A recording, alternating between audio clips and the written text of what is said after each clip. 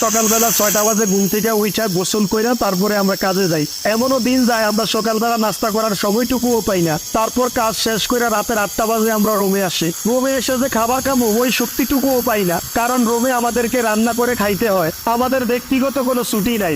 সপ্তাহে আমরা একদিন ছুটি পাই, ওই ছুটিতে রুম গুছাইতে, কাপড় চোপড় ধুইতে আর পরিবারের সাথে মোবাইলে কথা বলতেই সময় চলে যায়। আমাদের প্রবাসীদের জন্য অবশ্যই ভিডিওটাতে একটা লাইক করে দিবেন, তাহলে ভিডিওটি শেয়ার করে দিবেন।